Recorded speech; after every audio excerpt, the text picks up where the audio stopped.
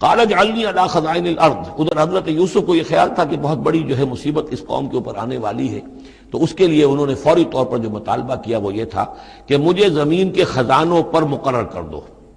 یعنی یہ کہ زراعت کا وزیر بنا دو یا چیف سیکرٹری بنا دو یا وزیر خزانہ بنا دو، کہ معیشت پوری میرے کنٹرول میں ہو، اس لیے کہ اس ملک کے اوپر جو آنے والے ہیں حالات وہ بہت ہی نازک ہیں، اور اگر اس کے لیے صحیح بندوبست نہ کیا گیا تو نہ صرف اس ملک کے لیے بلکہ آس پاس کے علاقے کے لیے بھی بہت خوفناک صورت پیدا ہو جائے گی۔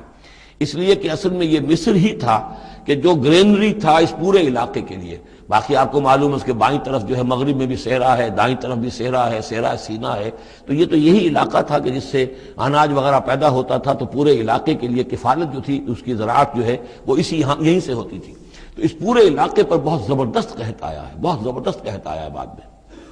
تو انہوں نے فرمایا کہ مجھے ان زمانوں کے ان سارے زمین کے جو خزانے ہیں اس پر مختار بنا دو، انی حفیظ علیم، میں حفیظ بھی ہوں، حفاظت کرنے والا ہوں، علیم بھی ہوں، جاننے والا ہوں، ماہر ہوں، میں یہ سارا بندوبست ٹھیک کروں گا۔